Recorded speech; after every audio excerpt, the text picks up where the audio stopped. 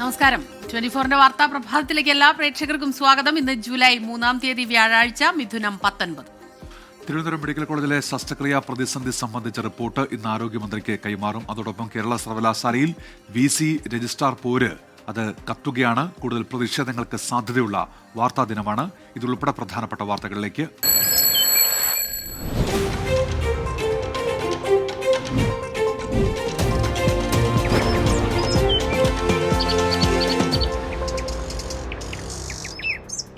Morning ന്യൂസിലേക്ക് വിശദമായി. Thiruvananthapuram medical കോളേജിലെ ശസ്ത്രക്രിയാ പ്രതിസന്ധി സംബന്ധിച്ച വിദഗ്ധ സമിതിയുടെ റിപ്പോർട്ട് സമർപ്പിച്ചു.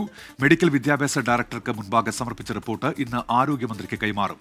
മെഡിക്കൽ കോളേജ് പ്രിൻസിപ്പലിന്റെയും സൂപ്രണ്ടിന്റെയും സാമ്പത്തിക അധികാരം സംബന്ധിച്ച കാര്യങ്ങളിൽ ലഘൂകരണം വേണമെന്ന നിർദ്ദേശം റിപ്പോർട്ടിൽ ഉണ്ടെന്നാണ് സൂചന.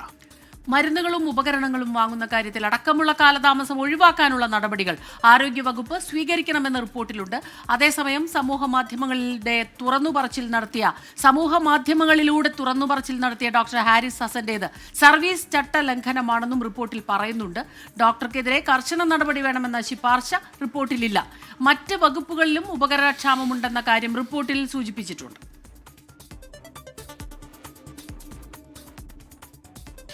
കേരള സർവകലാശാല രജിസ്ട്രാറെ സസ്പെൻഡ് ചെയ്ത നടപടി അംഗീകരിക്കേണ്ടതില്ല എന്ന് സർക്കാർ തീരുമാനം. വൈസ് ചാൻസലർക്ക് രജിസ്ട്രാറെ സസ്പെൻഡ് ചെയ്യാനുള്ള അധികാരം ഇല്ല എന്നാണ് വിലയിരുത്തൽ. ഇതുപ്രകാരം രജിസ്ട്രാർ ഇന്നും ഡ്യൂട്ടിക്ക് എത്തിയേക്കും. വൈസ് ചാൻസലറുടെ നടപടിക്കെതിരെ സിൻഡിക്കേറ്റും രജിസ്ട്രാറും കോടതിയെ സമീപിക്കുന്നുണ്ട്. രജിസ്ട്രാറെ സസ്പെൻഡ് ചെയ്ത വൈസ് ചാൻസലറുടെ നടപടിക്കെതിരെ SFI ഇന്നും രാജ്ഭവൻ മാർച്ച് നടത്തും.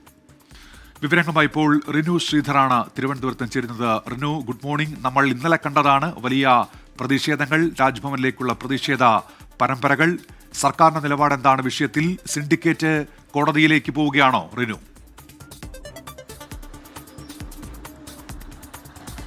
ഉന്മേഷ, സ്മിത, കാവിക്കോടി എന്തിയ ഭാരതാംബ വിഷയവുമായി ബന്ധപ്പെട്ടുകൊണ്ട് കേരള സർവകലാശാല രജിസ്ട്രാറെ ഇന്നലെ വൈകുന്നേരത്തോടു കൂടിയാണ് വൈസ് ചാൻസലർ സസ്പെൻഡ് ചെയ്തുകൊണ്ടുള്ള ഒരു നടപടിയിലേക്ക് പോയത്. അതായത് സംസ്ഥാന സർക്കാരും അതുപോലെ തന്നെ രാജ്ഭവൻ, അതായത് ഗവർണറും തമ്മിൽ വീണ്ടും വലിയ രീതിയിലുള്ള ഒരു പോരിലേക്ക് പോയിരിക്കുന്നു എന്നുള്ളതാണ്. ഇന്നലെ വൈകുന്നേരം നമ്മൾ കണ്ടതാണ്, സാക്ഷ്യം വഹിച്ചതാണ്. അതായത് SFIയും DYFIയും ഒക്കെ തന്നെ രാജ്ഭവനിലേക്ക് മാർച്ച് നടത്തുകയും വലിയ രീതിയിൽ അത് സംഘർഷത്തിലേക്ക് പോകുന്ന ഒരു സാഹചര്യത്തിലേക്ക് പോയി. ഇന്നിപ്പോൾ വീണ്ടും രാജ്ഭവനിലേക്ക് SFIയുടെ നേതൃത്വത്തിൽ 11 മണിക്ക് പ്രതിഷേധ ഉണ്ട് എന്നുള്ളതാണ്. അതും സംഘർഷത്തിലേക്ക് പോകുമെന്നുള്ളതിൽ യാതൊരുവിധ സംശയവുമില്ല. എന്തായാലും രജിസ്ട്രാറെ സസ്പെൻഡ് ചെയ്യുവാൻ വേണ്ടി വൈസ് ചാൻസലർക്ക് ചുമതലയില്ല, അല്ലെങ്കിൽ അനുമതിയില്ല എന്നുള്ളതാണ്. അത് ചട്ടലംഘനമാണ് എന്നുള്ളതാണ് നിലവിൽ ഉയർന്നു വരുന്ന വിവാദം. കാരണം ഈ ഡെപ്യൂട്ടി രജിസ്ട്രാർ വരെയുള്ളവരെ മാത്രമാണ് നടപടിയെടുക്കുവാനോ, അല്ലെങ്കിൽ ഈ വൈസ് ചാൻസലറുടെ കീഴിൽ വരുന്നത് ഡെപ്യൂട്ടി രജിസ്ട്രാർ വരെയുള്ളവർ മാത്രമാണ് എന്നുള്ളതാണ് ഉയർന്നു വരുന്നത്. എന്തായാലും അത്തരമൊരു ഭരണ സംവിധാനമാണ് സർവകലാശാലയ്ക്കുള്ളത് എന്നുള്ളതാണ്. എന്തായാലും നിലവിൽ സിസ തോമസിനാണ് ഈ വൈസ് ചാൻസലർ റഷ്യയിലേക്ക് പോയതിനാൽ, മോഹനൻ കുന്നുമേൽ റഷ്യയിലേക്ക് പോയതിനാൽ ചുമതല ഈ സിസ തോമസുമായി സംസ്ഥാന സർക്കാരും അതുപോലെ തന്നെ SFI അടക്കം വലിയ രീതിയിൽ സംഘർഷ സാധ്യതകൾ നിലനിന്ന ഒരു സാഹചര്യം കൂടി ഉണ്ട് എന്നുള്ളത് നമുക്കറിയാം. അതുകൊണ്ട് തന്നെ ഈ വൈസ് ചാൻസലറുടെ ചുമതല ഏറ്റെടുക്കുവാൻ കേരള സർവകലാശാലയിലേക്ക് സിസ തോമസ് വരികയാണെങ്കിൽ SFI തടയുമെന്നുള്ളതിൽ യാതൊരുവിധ സംശയവുമില്ല. കാരണം വലിയ രീതിയിലുള്ളൊരു സംഘർഷത്തിലേക്ക് അങ്ങോട്ടും പോകും എന്നുള്ളതിൽ യാതൊരുവിധ സംശയവുമില്ല. എന്തായാലും വൈസ് ചാൻസലർ രജിസ്ട്രാർക്കെതിരെ എടുത്ത നടപടി ചട്ടലംഘനം എന്നുള്ളത് തന്നെയാണ് ഇടതുപക്ഷ സംഘടനകളൊക്കെ തന്നെ ആരോപിക്കുന്നത്. എന്തായാലും SFI ഇന്ന് 11 മണിക്ക് രാജ്ഭവനിലേക്ക് മാർച്ച് നടത്തും എന്നുള്ളതാണ്. വലിയ മാർച്ചായിരിക്കും. KSUവും അതുപോലെ തന്നെ സർവകലാശാലയിലേക്ക് പ്രതിഷേധ മാർച്ചിന് ആഹ്വാനം ചെയ്തിട്ടുണ്ട്. എന്തായാലും വീണ്ടും സംസ്ഥാന സർക്കാരും അതുപോലെ തന്നെ ഗവർണറും തമ്മിൽ വലിയ രീതിയിലുള്ള പോരിലേക്ക് കടന്നിരിക്കുന്നു. ഉന്മേഷ്, ശരി. റിനു ശ്രീധറാണ് തിരുവനന്തപുരത്ത് ഈ വാർത്തയുടെ വിശദാംശങ്ങളുമായി നമുക്കൊപ്പം ചേർന്നത്. കേരള സർവകലാശാല വൈസ് ചാൻസലറുടെ നടപടി ചട്ടവിരുദ്ധമെന്ന് SFI അഖിലേന്ത്യാ പ്രസിഡന്റ് ആദർശ് M സജി 24-നോട്. അസിസ്റ്റന്റ് രജിസ്ട്രാർ വരെയുള്ളവർക്കെതിരെ മാത്രമേ നടപടിയെടുക്കാൻ VCക്ക് അധികാരമുള്ളൂ. VC നടപ്പാക്കുന്നത് RSSന്റെ തിട്ടൂരമാണ്. വിഷയത്തിൽ SFI പ്രക്ഷോഭം തുടരുമെന്നും ആദർശ് M സജി 24-നോട് പറഞ്ഞു. വൈസ് ചാൻസലറിന് അസിസ്റ്റന്റ് രജിസ്ട്രാർ വരെ ഉള്ളവർക്കെതിരെ മാത്രമാണ് സസ്പെൻഷൻ ആണെങ്കിൽ ഏത് നടപടി സ്വീകരിക്കാനാണെങ്കിലും വൈസ് ചാൻസലർ അധികാരമുള്ളത്. ഇപ്പൊ തികച്ചും ചട്ടവിരുദ്ധമായിട്ടാണ് വൈസ് ചാൻസലർ ഇതിനകത്ത് ഇടപെട്ടുകൊണ്ടിരിക്കുന്നത്. ആ സർവകലാശാലയെ തകർക്കുന്നതിന് വേണ്ടി RSSന്റെ തിട്ടൂരം അതാണ് അവിടെ നടപ്പിലാക്കിക്കൊണ്ടിരിക്കുന്നത്. സംഘപരിവാരത്തിന്റെ വാലായി നിന്നുകൊണ്ടാണ് അദ്ദേഹം പ്രവർത്തിച്ചുകൊണ്ടിരിക്കുന്നത്. അപ്പോൾ അങ്ങനെ ഒരു സംഘപരിവാറുകാരനെ സർവകലാശാലയ്ക്ക് ആവശ്യമില്ല. ഒരു വൈസ് ചാൻസലറിനെയാണ് സർവകലാശാലയ്ക്ക് ആവശ്യം. ശക്തമായിട്ടുള്ള പ്രതിഷേധങ്ങൾ ഈ വിദ്യാർത്ഥി സംഘടനയുടെ ഭാഗമായി ഈ നിലപാട് മാറ്റുന്നത് വരെ ഉണ്ടാവും. ഹൃദയാഘാതത്തെ തുടർന്ന് തിരുവനന്തപുരം പട്ടം SUT ആശുപത്രിയിൽ ചികിത്സയിൽ കഴിയുന്ന മുൻ മുഖ്യമന്ത്രി VS അച്യുതാനന്ദന്റെ ആരോഗ്യനില ഗുരുതരമായി തുടരുന്നു. ആരോഗ്യസ്ഥിതി മോശമായതിനെ തുടർന്ന് ഡയാലിസിസ് നിർത്തിവച്ചു.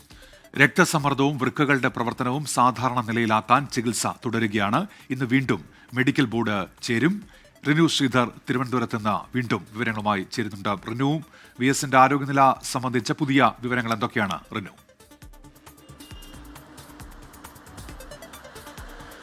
ഉന്മേഷ, അസ്മിത, എന്തായാലും ആരോഗ്യനിലയിൽ VSന്റെ ആരോഗ്യനിലയിൽ പുരോഗതി ഉണ്ട് എന്ന് നമുക്ക് പറയാൻ കഴിയില്ല. കാരണം അതീവ ഗുരുതരാവസ്ഥയിൽ തന്നെയാണ് മുൻ മുഖ്യമന്ത്രിയും അതുപോലെ തന്നെ മുതിർന്ന കമ്മ്യൂണിസ്റ്റ് നേതാവുമായിട്ടുള്ള VS അച്യുതാനന്ദന്റെ സാഹചര്യം എന്നുള്ളതാണ്. തിരുവനന്തപുരത്തെ SUT, അതായത് തിരുവനന്തപുരത്തെ സ്വകാര്യ ആശുപത്രിയിൽ ഇപ്പോഴും ചികിത്സയിൽ കഴിയുകയാണ്. അദ്ദേഹത്തിന്റെ രക്തസമ്മർദ്ദം ക്രമം ആക്കുന്നതിന് വേണ്ടിയിട്ടുള്ള ഒരു ഇടപെടലാണ് ഡോക്ടർമാരുടെ ഭാഗത്തു നിന്നുണ്ടാകുന്നത്. അതുപോലെ തന്നെ വൃക്കകളുടെ പ്രവർത്തനവും തകരാറിലായിട്ടുണ്ട്. ഇത് രണ്ടും ക്രമപ്പെടുത്തിക്കൊണ്ട് മുന്നോട്ട് പോവുക എന്നുള്ളതാണ്. നിലവിൽ ഇന്നലെ ആരോഗ്യസ്ഥിതി വഷളായതിനെ തുടർന്ന് ഡയാലിസിസ് നിർത്തിവെക്കുന്ന ഒരു സാഹചര്യം ഉണ്ടായി. ഇന്നിപ്പോൾ ഡോക്ടർമാരുടെ വിദഗ്ധ സംഘം, അതായത് സർക്കാർ തീരുമാനിച്ച മെഡിക്കൽ കോളേജിൽ നിന്നടക്കമുള്ള ഡോക്ടർ പങ്കെടുക്കുന്ന വിദഗ്ധ സംഘം ഇന്ന് അദ്ദേഹത്തിനെ വീണ്ടും കാണുമെന്നുള്ളതാണ്. അതിനുശേഷം ഈ സ്വകാര്യ ആശുപത്രിയിലെ ഡോക്ടർമാരുമായി ചേർന്ന് മെഡിക്കൽ ബോർഡ് യോഗം ചേരും. അതിനുശേഷമായിരിക്കും തുടർന്നുള്ള നീക്കം. എന്തായാലും നിലവിൽ അദ്ദേഹം വെന്റിലേറ്ററിൽ തന്നെ തുടരുകയാണ് എന്നുള്ളതാണ് നമുക്ക്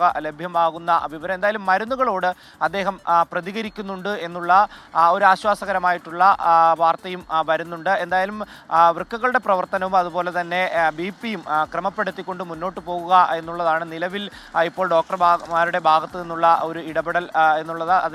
അതിനെ തുടർന്നുള്ള ഒരു ചികിത്സാ രീതിയാണ് മുന്നോട്ട് കൊണ്ടുപോകുന്നത്. എന്തായാലും ആരോഗ്യനിലയിൽ വലിയ രീതിയിലുള്ള മാറ്റങ്ങളൊന്നും ഇല്ല എന്നുള്ളതാണ്. നില അതീവ ഗുരുതരം തന്നെയാണ്. ഉന്മേഷ്, ശരി. റിനു ശ്രീധർ തിരുവനന്തപുരത്ത് നിന്ന് വിശദാംശങ്ങൾ നൽകുകയായിരുന്നു. അതിനിടയിൽ ഒരു വാർത്ത ഇപ്പോൾ ശ്യാംകുമാർ അറിയിക്കുന്നുണ്ട്. ഈ വാൻഹായ് കപ്പലുമായി ബന്ധപ്പെട്ട് അതിനെ ഇന്ത്യയുടെ സാമ്പത്തിക സമുദ്ര മേഖലയ്ക്ക് പുറത്തേക്ക് എത്തിക്കാൻ കഴിഞ്ഞു എന്ന വാർത്തയാണ് ശ്യാംകുമാർ അറിയിക്കുന്നത്. വിഴിഞ്ഞം തുറമുഖത്ത് നിന്ന് 232 കിലോമീറ്റർ അകലെയാണ് ഇപ്പോൾ കപ്പലുള്ളത് എന്നാണ് പറയുന്നത്. ഇപ്പോഴും തീയുണ്ട്, അതണയ്ക്കാനുള്ള ശ്രമം നടക്കുന്നുണ്ട് എന്നുള്ള കാര്യം കൂടി ഇപ്പോൾ അറിയിക്കുന്നുണ്ട്. ശ്രീലങ്കയുടെ അനുമതി കൂടി തേടേണ്ട ഒരു സാഹചര്യം നിലവിലുണ്ട് ഈ ദൂരപരിധി കൂടി കണക്കിലെടുക്കുമ്പോൾ എന്നാണ് ഇപ്പോൾ ശ്യാംകുമാർ അറിയിക്കുന്നത്. ബത്തേരി ഹേമചന്ദ്രൻ കൊലപാതക കേസിലെ മുഖ്യപ്രതി നൌഷാദ് ഈ മാസം 8-ന് നാട്ടിലെത്തും. വിമാനത്താവളത്തിൽ വെച്ച് തന്നെ അറസ്റ്റ് രേഖപ്പെടുത്താനാണ് പോലീസിന്റെ നീക്കം. ഹേമചന്ദ്രൻ ആത്മഹത്യ ചെയ്യുകയായിരുന്നു എന്നാണ് നൌഷാദിന്റെ വാദം. ബീനാച്ചിയിലെ വീട്ടിൽ തൂങ്ങിമരിച്ച നിലയിലാണ് കണ്ടെത്തിയതെന്ന് നൌഷാദിന്റെ വെളിപ്പെടുത്തൽ ഇന്നലെ ഉണ്ടായി. ഇതിനുശേഷം മൃതദേഹം പെട്രോൾ ഒഴിച്ച് പഞ്ചസാര ഇട്ട ശേഷം കുഴിച്ചുമൂടി എന്നാണ് നൌഷാദ് 24-നോട് വെളിപ്പെടുത്തിയത്. മൃതദേഹം റീപോസ്റ്റ്മോർട്ടം നടത്തണമെന്നും നൌഷാദ് ആവശ്യപ്പെടുന്നുണ്ട്. അതേസമയം കണ്ണൂർ സ്വദേശിയായ സ്ത്രീയും ഗുണ്ടൽപേട്ട് സ്വദേശിയായ സ്ത്രീയും കേസിലെ പ്രതിപട്ടികയിൽ ഉൾപ്പെടാൻ സാധ്യതയുണ്ട്. മറ്റൊരു പ്രധാനപ്പെട്ട വാർത്തയിലേക്കാണ് ഇനി പോകുന്നത്. ആലപ്പുഴ ഓമനപ്പുഴ കൊലപാതകത്തിൽ ഞെട്ടിക്കുന്ന വിവരങ്ങൾ പുറത്ത്. ജോസ്മോനും മകൾ ജാസ്മിനും തമ്മിൽ തർക്കമുണ്ടായത് വീട്ടിൽ വൈകിയെത്തിയതിനെ ചൊല്ലിയാണ്. ഹാളിൽ വെച്ച് ഭാര്യയുടെയും മാതാപിതാക്കളുടെയും മുന്നിൽ ജാസ്മിന്റെ കഴുത്ത് ഞെരിച്ചു. അബോധാവസ്ഥയിലായ ജാസ്മിനെ മുറിയിൽ കയറ്റി കതകടച്ചു. തുടർന്ന് കഴുത്തിൽ തോർത്തു കുരുക്കി മരണം സ്ഥിരീകരിച്ചു. ആത്മഹത്യയെന്ന് വരുത്തി തീർക്കാൻ മൃതദേഹം കിടപ്പുമുറിയിലെ കട്ടിലിൽ കിടത്തി. മണിക്കൂറുകൾ നീണ്ട ചോദ്യം ചെയ്യലാണ് ജോസ്മോൻ ഇക്കാര്യങ്ങൾ പോലീസിനോട് ഇപ്പോൾ വെളിപ്പെടുത്തിയിരിക്കുന്ന 24 ബ്രേക്കിംഗ്. വിവരങ്ങളുമായി അശ്വിൻ പാലാഴിയാണ് ഇപ്പോൾ ആലപ്പുഴയിൽ നിന്ന് ചേരുന്ന. അശ്വിൻ, അതിക്രൂരമായ കൊലപാതകമാണ്. ഒരു തർക്കത്തെ ചൊല്ലി എന്തൊക്കെയാണ് വിവരങ്ങൾ അശ്വിൻ? ഉന്മേഷ്, കഴിഞ്ഞ കുറെ നാളുകളായി ഇവർ തമ്മിൽ ഈ പ്രശ്നം നിലനിൽക്കുന്നുണ്ടായിരുന്നു. ജാസ്മിൻ നിരന്തരമായി വീട്ടിൽ വൈകി എത്തുന്നത് പിതാവ് ജോസ്മോൻ ചോദ്യം ചെയ്തിരുന്നു. അത് ആദ്യമൊന്നും ഒരു തർക്കത്തിലേക്ക് പോയില്ലെങ്കിലും കഴിഞ്ഞ ദിവസം, അതായത് കൊലപാതകം നടക്കുന്ന ദിവസം, അത് വലിയ തർക്കത്തിലേക്ക് പോയി. ജാസ്മിൻ അതിനെ എതിർക്കുകയും ചെയ്തു, ചോദ്യം ചെയ്യുന്നതിനെ എതിർക്കുകയും ചെയ്തു. അങ്ങനെയാണ് ഈ വീട്ടിൽ വലിയൊരു തർക്കം ഉണ്ടാകുന്നത്. ഈ സംഭവം നടക്കുമ്പോൾ ജോസ്മോന്റെ ഭാര്യയും അച്ഛനും അമ്മയും വീട്ടിലുണ്ടായിരുന്നു. ഇവരുടെ മുന്നിൽ വെച്ചാണ് ഈ തർക്കം ഉണ്ടാകുന്നതും ഈ ആദ്യഘട്ടത്തിൽ ജാസ്മിന്റെ കഴുത്തിൽ ഞെരിച്ച് അബോധാവസ്ഥയിലാക്കുന്നതും. ഇത് ഈ വീട്ടുകാർ, അച്ഛനും അമ്മയും ഭാര്യയും അടങ്ങുന്ന ജോസ്മോന്റെ കുടുംബം കണ്ടുകൊണ്ട് നിൽക്കുകയാണ്. ഇവരുടെ മുന്നിൽ വെച്ചാണ് ജാസ്മിൻ ഈ കഴുത്തിൽ ഞെരിക്കുന്നതിന്റെ ഭാഗമായി അബോധാവസ്ഥയിലാകുന്നത്. ഇത് കണ്ട് ഈ ഒപ്പം ഉണ്ടായിരുന്ന വീട്ടുകാർ വലിയ രീതിയിൽ പരിഭ്രാന്തരായിരുന്നു. അവരെ പിന്നീട് ജോസ്മോൻ തന്നെയാണ് ഇവിടെ നിന്ന് മാറിക്കോളൂ എന്ന് പറഞ്ഞ് അടുത്ത മുറിയിലേക്ക് മാറ്റുന്നതും ഈ അബോധാവസ്ഥയിലായ ജാസ്മിന്റെ തന്നെ കിടപ്പ് മുറിയിലേക്ക് മാറ്റി കതകടയ്ക്കുന്നതും. അതിനുശേഷം ഈ കിടപ്പ് മുറിയിൽ വെച്ചാണ് ജാസ്മിന്റെ കഴുത്തിൽ അവിടെ ഉണ്ടായിരുന്ന തോർത്ത് മുറുക്കി മരണം സ്ഥിരീകരിക്കുന്നത് എന്നുള്ളതാണ് ഇന്നലെ ജോസ്മോൻ തന്നെ പോലീസിന് നൽകിയിരിക്കുന്ന മൊഴി. അതിനുശേഷം ആ കിടപ്പുമുറിയിൽ സ്വാഭാവികമായി ജാസ്മിൻ കിടക്കുന്നത് പോലെ തന്നെ മൃതദേഹം കിടത്തി. മറ്റാരോടും ഈ കാര്യങ്ങൾ പറഞ്ഞില്ല. ഒരു രാത്രി ആ മൃതദേഹം ആ വീട്ടിൽ തന്നെ മരണം മൂടിവെച്ച് കിടത്തി എന്നുള്ളതാണ് അന്ന് ഞെട്ടിക്കുന്ന വിവരമാണ് ഇപ്പോൾ ജോസ്മോൻ പോലീസിന് മൊഴിയായി നൽകിയിരിക്കുന്നത്. പിന്നീട് രാവിലെ മകൾക്ക് ഹൃദയസ്തംഭനം ഉണ്ടായി, അനങ്ങുന്നില്ല എന്നുള്ള വിവരം പറഞ്ഞ് അടുത്തുള്ള ആളുകളെയും പഞ്ചായത്ത് അംഗത്തെയും വിളിക്കുന്നു. ഇവർ രാവിലെ എത്തി നോക്കുമ്പോൾ ജാസ്മിൻ അനക്കമില്ലാതെ കിടക്കുകയാണ്. തുടർന്ന് ഓട്ടോറിക്ഷ വിളിച്ച് അവിടെ നിന്ന് കൊണ്ടുപോകാനുള്ള ശ്രമങ്ങൾ നടത്തിയപ്പോൾ ജോസ്മോൻ ആ രീതിയിലുള്ള ഒരു അവസ്ഥയിലായിരുന്നില്ല മൃതദേഹം. ശരീരം വലിയ തോതിൽ തണുത്തിരുന്നു, മരവിച്ചിരിക്കുന്ന അവസ്ഥയായിരുന്നു എന്ന് ഇന്നലെ ആ മൃതദേഹം എടുക്കുന്ന പഞ്ചായത്ത് അംഗം നമ്മളോട് പറയുന്നുണ്ട്. പിന്നീടാണ് ആംബുലൻസ് വിളിച്ചു വരുത്തുന്നത്. അങ്ങനെ ആശുപത്രിയിൽ കൊണ്ടുപോയി. ആശുപത്രിയിൽ നിന്ന് അവർക്ക് ഇതിൽ ഒരു ഹൃദയസ്തംഭനമല്ല, മറ്റ് ചില സംശയങ്ങൾ തോന്നിയതിന്റെ അടിസ്ഥാനത്തിലാണ് ഇന്നലെ പോലീസിനെ വിവരം അറിയിച്ചതും ഒപ്പം വീട്ടുകാരെ ചോദ്യം ചെയ്യാൻ പോലീസ് തയ്യാറായതും. അങ്ങനെയാണ് ജോസ്മോൻ ഈ സംഭവങ്ങൾ ഒരു കൊലപാതകമാണ് എന്നുള്ള കാര്യം പോലീസിനോട് സ്ഥിരീകരിക്കുന്നത്. പിന്നീട് ഇന്നലെ 6 മണിക്കൂറാണ് ജോസ്മോനെ പോലീസ് തുടർച്ചയായി ചോദ്യം ചെയ്തത്. ഈ ചോദ്യം ചെയ്യലിലാണ് ഇത്തരത്തിലുള്ള ഞെട്ടിക്കുന്ന വിവരങ്ങൾ പോലീസിനോട് ജോസ്മോൻ പറഞ്ഞിരിക്കുന്നത്. നിരന്തരമായി തർക്കങ്ങൾ ഏർപ്പെട്ടിരുന്നെങ്കിലും ഇത്തരത്തിലൊരു സാഹചര്യത്തിലേക്ക് പോകേണ്ടി വന്നത് കഴിഞ്ഞ ദിവസമാണ്. ഇപ്പോഴും ജോസ്മോൻ പോലീസിന്റെ കസ്റ്റഡിയിൽ തന്നെയാണുള്ളത്. ഈ മരണത്തിന്റെ കൂടുതൽ കാരണങ്ങൾ മറ്റെന്തെങ്കിലും തരത്തിലുള്ള വൈരാഗ്യം ഇവർ തമ്മിൽ ഉണ്ടായിരുന്നോ എന്നുള്ള കാര്യങ്ങൾ പോലീസ് ഇന്നും ചോദ്യം ചെയ്യും. അതിനുശേഷം ഇന്ന് കോടതിയിൽ ഹാജരാക്കുമെന്നാണ് പറഞ്ഞിരിക്കുന്നത്. എന്തായാലും ഈ ആത്മഹത്യ എന്ന് വരുത്തി തീർക്കാൻ വേണ്ടി ചെയ്ത കാര്യങ്ങൾ തന്നെയാണ് ഏറ്റവും ക്രൂരം. ഒരു മൃതദേഹം ആ മരണം ഉറപ്പിച്ച ശേഷം സ്വാഭാവികമായി ജാസ്മിൻ സ്വന്തം മുറിയിൽ കിടക്കുന്നത് പോലെ തന്നെ ആ ബോഡി അതേ രീതിയിൽ ജോസ്മോൻ ആ കട്ടിലിൽ കിടത്തുന്നു. അത് മറ്റാരോടും പറയാതെ സ്വാഭാവിക നിലയിൽ സാധാരണ നിലയിൽ തന്നെ ഭാര്യയ്ക്കൊപ്പം പോയി മുറിയിൽ കിടക്കുന്നു. അച്ഛനും അമ്മയുണ്ട്, ജോസ്മോന്റെ അച്ഛനും അമ്മയും ആ വീട്ടിലുണ്ട്. അവരോടും ഇക്കാര്യങ്ങൾ പറഞ്ഞില്ല. രാവിലെ എത്തുമ്പോഴാണ് അവരും ഇതൊരു മരണമാണ്, ഈ മകൾ മരിച്ചു എന്നുള്ള വസ്തുത മനസ്സിലാക്കുന്നത്. അപ്പോഴും ഇവരത് മൂടിവെക്കുകയാണ്. ഇന്നലെ ഇങ്ങനെ ഒരു സംഭവം ഉണ്ടായ കാര്യമോ തർക്കം ഉണ്ടായ കാര്യമോ കഴുത്ത് ഞെരിച്ച കാര്യമോ ഒന്നും ആരോടും പറയുന്നില്ല. പിന്നീട് ആശുപത്രിയിൽ നിന്നാണ് ഇത്തരത്തിൽ അസ്വാഭാവികത തോന്നിയതിന്റെ അടിസ്ഥാനത്തിൽ മറ്റ് ചോദ്യം ചെയ്യലിലേക്ക് പോലീസ് കടക്കുന്നത്. എന്തായാലും വളരെ ഞെട്ടിക്കുന്ന സംഭവങ്ങൾ തന്നെയാണ് ഈ കേസുമായി ബന്ധപ്പെട്ട് പ്രതിയായ ജോസ്മോൻ ഇപ്പോൾ പോലീസിനോട് വെളിപ്പെടുത്തിയിരിക്കുന്നത്. ഇതിൽ പോലീസ് തുടർ നടപടികളുമായി മുന്നോട്ട് പോകുന്നുണ്ട്. വീട്ടിൽ അവശേഷിക്കുന്ന 2 അച്ഛനും അമ്മയും ജോസ്മോന്റെ ഭാര്യയുമുണ്ട്. അവരെ കൂടി ഈ കേസിൽ ചോദ്യം ചെയ്യും. ആവശ്യമെങ്കിൽ അവരെയും പ്രതി ചേർത്ത് എഫ്ഐആർ ഇട്ട് മുന്നോട്ട് പോകാനാണ് പോലീസിന്റെ തീരുമാനം. അശ്വിൻ, ഇത് ആത്മഹത്യ എന്ന് വരുത്തി തീർക്കാൻ ശ്രമിക്കുന്നു. ഡോക്ടർമാർക്കുണ്ടായ ഒരു സംശയം, അതിന്റെ തുടർന്നാണ് ഈ ചോദ്യം ചെയ്യലും മറ്റും ഉണ്ടായത്. പക്ഷെ ഒരു കാര്യം വല്ലാതെ ഞെട്ടിക്കുന്നുണ്ട്. ഇത് ഈ കുട്ടിയുടെ അമ്മ തന്നെയാണോ കൂടെ ഉണ്ടായിരുന്നത്? ഇയാളുടെ ഭാര്യ ഒപ്പം ഇയാളുടെ അച്ഛനമ്മമാർ അവിടെ ഉണ്ടായിരുന്നു. ഈ 3 പേർ അവിടെ ഉള്ളപ്പോഴാണ് ഈ സംഭവം നടക്കുന്നത്. അപ്പൊ അത് കഴിഞ്ഞ് ഇയാൾ മുറിയിൽ നിന്ന് തിരിച്ചു പോരുമ്പോൾ ഈ കുട്ടിക്ക് എന്തു പറ്റി, അയാൾ ഉപദ്രവിക്കുന്നുണ്ടായിരുന്നു, അതവർ ചിന്തിച്ചില്ലേ? ഇതെല്ലാം രാവിലെ ആണോ അറിയുന്നത്? ഈ സംഭവങ്ങൾ, അതായത് മുറിക്കുള്ളിൽ എന്ത് നടന്നു എന്നുള്ള കാര്യം ഭാര്യയ്ക്കും അച്ഛനും അമ്മയ്ക്കും അറിയില്ലായിരുന്നു എന്നുള്ളതാണ് നിലവിൽ പോലീസിന് നൽകിയിരിക്കുന്ന വിവരം, മൊഴി. അതായത് കഴിഞ്ഞ 2 മാസത്തോളമായി ഈ ജാസ്മിൻ വീട്ടിൽ തന്നെയാണ്. 2 വർഷത്തിന് മുൻപ് കല്യാണം കഴിഞ്ഞതാണ്. ഭർത്താവുമായുള്ള ചില പ്രശ്നങ്ങളുടെ പേരിൽ വിവാഹബന്ധം ഏർപ്പെടുത്താനുള്ള നടപടികളുമൊക്കെ ബന്ധപ്പെട്ട് സ്വന്തം വീട്ടിലാണ് ജാസ്മിൻ 2 മാസമായി താമസിക്കുന്നത്. ഈ 2 മാസത്തിനിടെ ഈ കുടുംബവുമായി സ്വന്തം വീട്ടുകാരും ഉണ്ടായ ചില പ്രശ്നങ്ങളാണ് ഇത്തരത്തിലൊരു സംഭവത്തിലേക്ക് കടക്കുന്നത്. അങ്ങനെയാണ് വലിയ തർക്കത്തിൽ ഏർപ്പെടുന്നതും. അച്ഛനും വല്യച്ഛനും വല്യമ്മയും എല്ലാം ഈ സംഭവം ചോദ്യം ചെയ്യുന്നുണ്ട്, എന്തുകൊണ്ട് വൈകി വരുന്നു എന്നുള്ള കാര്യം. അതിലാണ് ഈ അച്ഛനുമായുള്ള ചോദ്യം ചെയ്യൽ അല്പം കടന്നു പോവുകയും ആ ഒരു തർക്കത്തിലേക്ക് ഏർപ്പെടുകയും പിന്നീട് കഴുത്ത് ഞെരിക്കുന്ന ഒരു സാഹചര്യത്തിലേക്ക് പോവുകയും ചെയ്യുന്നത്. ഒരുപക്ഷെ ആ സമയത്ത് മരണപ്പെട്ടു എന്നുള്ള ഒരു ബോധം ഈ ജോസ്മോന് ഉണ്ടാവില്ലായിരിക്കും എന്നുള്ളതാണ് പോലീസ് സംശയിക്കുന്നത്. പിന്നീട് ഈ ജാസ്മിനെ സ്വന്തം മുറിയിലേക്ക് കയറ്റി കഥയടച്ച ശേഷം ആ മുറിയിൽ എന്ത് നടന്നു എന്നുള്ള കാര്യത്തെക്കുറിച്ച് ഭാര്യയോടോ അച്ഛനോ അമ്മയോടോ പോലും ജോസ്മോൻ പറഞ്ഞിരുന്നില്ല. മകൾ ഉറങ്ങി എന്നുള്ള ഒരു കാര്യമാണ്, ബാക്കി നമുക്ക് നാളെ സംസാരിക്കാം എന്നുള്ള ഒരു കാര്യം പറഞ്ഞ് അവരെ തിരികെ മുറിയിലേക്ക് വിട്ടു എന്നുള്ളതാണ് ജോസ്മോൻ പറയുന്നത്. അത് എത്രത്തോളം സത്യമുണ്ട് എന്ന് പോലീസിനും സംശയമുണ്ട്. കാരണം ഈ കൊലപാതകത്തിൽ ആ മറ്റ് ബന്ധുക്കൾക്ക് കൂടി പങ്കുണ്ടോ എന്നുള്ളൊരു കാര്യം പോലീസ് അന്വേഷിക്കുന്നുണ്ട്. ഏറെ നാളുകളായി തർക്കം നിലനിൽക്കുന്ന ഒരു സാഹചര്യം ഉള്ള ഒരു സാഹചര്യത്തിൽ അതിനെക്കുറിച്ച് കൂടുതൽ അന്വേഷണമുണ്ട്. അവരെ കൂടി വിശദമായി ചോദ്യം ചെയ്യാനാണ് പോലീസ് ശ്രമിക്കുന്നത്. ഇന്നാണ് ഈ ജാസ്മിന്റെ സംസ്കാര ചടങ്ങുകൾ പറഞ്ഞിരിക്കുന്നത്. അതിനുശേഷമാകും ഈ 3 പേരെ കൂടി ചോദ്യം ചെയ്യാനുള്ള നടപടികളിലേക്ക് പോലീസ് കടക്കുക. നിലവിൽ എന്തായാലും ഈ ജോസ്മോനിൽ നിന്ന് കിട്ടിയ വിവരമനുസരിച്ച് ഈ കൊലപാതകം നടക്കുമ്പോൾ അച്ഛനും അമ്മയും ജോസ്മോന്റെ ഭാര്യയും ഈ സ്ഥലത്തുണ്ടായിരുന്നു, ഈ വീട്ടിലുണ്ടായിരുന്നു. അവരുടെ മുന്നിൽ വെച്ചാണ് ആദ്യഘട്ടത്തിൽ ആക്രമണം ഉണ്ടാകുന്നത്. ഈ ജോസ്മോൻ ജാസ്മിന്റെ കഴുത്തിൽ 2 കൈ കൊണ്ടും ഞെരിച്ച് ഭിത്തിയോട് ചേർത്ത് വെച്ച് ഈ ഇത്തരത്തിലൊരു കഴുത്ത് ഞെരിക്കുന്ന സാഹചര്യം ഉണ്ടായത്. അതിനുശേഷം അവിടെ തന്നെ അതായത് ഏറെ നേരം ആ കഴുത്ത് ഞെരിക്കൽ നീണ്ടു നിന്നു. അതുകൊണ്ട് തന്നെയാണ് അവിടെ. ശരി അശ്വിൻ, ഏതായാലും ഞെട്ടിക്കുന്ന വിവരമാണ്. അശ്വിൻ പാലാഴിയാണ് വാർത്തയുടെ വിശദാംശങ്ങൾ നൽകിയത്. തിരുവനന്തപുരം മെഡിക്കൽ കോളേജിലെ ശസ്ത്രക്രിയാ പ്രതിസന്ധി സംബന്ധിച്ച് സമർപ്പിച്ച റിപ്പോർട്ടിലെ വിശദാംശങ്ങൾ ഇപ്പോൾ MG പ്രതീക്ഷ തിരുവനന്തപുരത്ത് നിന്ന് റിപ്പോർട്ട് ചെയ്യുന്നുണ്ട്. വീഴ്ചകൾ ചൂണ്ടിക്കാണിക്കുന്നുണ്ട് ഈ അന്വേഷണ റിപ്പോർട്ടിൽ. ഉപകരണങ്ങൾ വാങ്ങുന്നതിലെ കാലതാമസം, അറ്റകുറ്റപ്പണിയുമായി ബന്ധപ്പെട്ട കാലതാമസമൊക്കെ എടുത്തു പറയുന്നു. പല സങ്കീർണ നടപടികളും അത് രോഗികൾക്ക് ബുദ്ധിമുട്ടുണ്ടാക്കുന്ന തരത്തിലാണ്. ഇതൊക്കെയും ലഘൂകരിക്കണം എന്നാണ് പറയുന്നത്. ഡോക്ടർ ഹാരിസിനെ തള്ളാതെയും കൊള്ളാതെയുമാണ് ഈ റിപ്പോർട്ടിൽ. കാരണം അദ്ദേഹം ചൂണ്ടിക്കാണിച്ച വിഷയങ്ങളിൽ കഴമ്പുണ്ടെന്ന് പറയുന്നു. പക്ഷേ അദ്ദേഹത്തിൻ്റെത് സർവീസ് ചട്ടലംഘനമാണെന്ന് പറയുന്നു. ഇത്തരം പരാമർശങ്ങൾ ആ റിപ്പോർട്ടിലുണ്ട് എന്നാണ് ഇപ്പോൾ MG പ്രതീക്ഷ അറിയിക്കുന്നത് തിരുവനന്തപുരത്ത് നിന്ന്. മറ്റൊരു പ്രധാനപ്പെട്ട വാർത്തയിലേക്കാണ്. CMRL എക്സാലോജിക് കരാറിൽ CBI അന്വേഷണം ആവശ്യപ്പെട്ട് നൽകിയ ഹർജി ഹൈക്കോടതി ഇന്ന് പരിഗണിക്കും. മാധ്യമപ്രവർത്തകനായ MR അജയൻ നൽകിയ പൊതു താൽപര്യ ഹർജിയിൽ ചീഫ് ജസ്റ്റിസ് അധ്യക്ഷനായ ഡിവിഷൻ ബെഞ്ച് വാദം കേൾക്കും. ഹർജി കഴിഞ്ഞ ദിവസത്തെ പരിഗണനാ പട്ടികയിൽ ഉൾപ്പെട്ടിരുന്നെങ്കിലും ഇന്നത്തേക്ക് പരിഗണിക്കാൻ മാറ്റുകയായിരുന്നു. CMRലുമായുള്ള എക്സാലോജിക്കിന്റെ സേവന കരാർ അഴിമതിയുടെ ഭാഗമാണ് എന്നാണ് ഹർജിക്കാരന്റെ ആക്ഷേപം. ഇക്കാര്യത്തിൽ സ്വതന്ത്ര ഏജൻസിയുടെ അന്വേഷണം വേണമെന്നാണ് MR അജയൻ ഹൈക്കോടതിയെ അറിയിച്ചത്.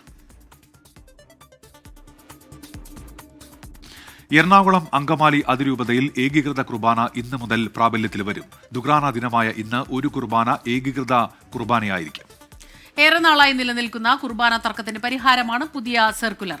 ഞായറാഴ്ചകളിൽ ഒരു ഏകീകൃത കുർബാന അർപ്പിക്കണം എന്നാണ് സർക്കുലറിൽ പറയുന്നത്. എന്നാൽ സിറോ മലബാർ സഭ സ്ഥാപക ദിനം കൂടിയായ ഇന്ന് വൺ ചർച്ച് വൺ കുർബാന മൂവ്മെന്റ് വഞ്ചനാ ദിനം ആചരിക്കും. ഇപ്പോൾ ഒരു വാർത്ത കൂടി വരുന്നുണ്ട് തൃശ്ശൂരിൽ നിന്ന്. തൃശ്ശൂർ പന്നിത്തടത്ത് KSRTC ബസ്സും ലോറിയും കൂട്ടിയിടിച്ച് അപകടമുണ്ടായിരിക്കുന്നു.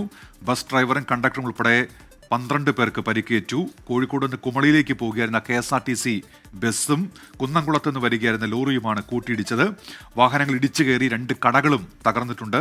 ബസ് ഡ്രൈവറുടെ പരിക്ക് ഗുരുതരമാണ് എന്നാണ് ഇപ്പോൾ അമൽ സുരേന്ദ്രൻ അറിയിക്കുന്നത് തൃശ്ശൂരിൽ നിന്ന്. ഇനി ചില ദേശീയ വാർത്തകൾ ഒറ്റനോട്ടം. കർണാടക മുഖ്യമന്ത്രി സ്ഥാനത്ത് മാറ്റമുണ്ടാകുമെന്ന വാർത്തകൾ തള്ളി മുഖ്യമന്ത്രി സിദ്ധരാമയ്യ. DK ശിവകുമാറിന്റെ പിന്തുണ ലഭിച്ചെന്നും 5 വർഷം പൂർത്തിയാക്കുമെന്നും സിദ്ധരാമയ്യ. എന്നാൽ മുതിർന്ന നേതാക്കൾക്കിടയിൽ അധികാര തർക്കം തുടരുന്നുവെന്നാണ് BJPയുടെ ആരോപണം.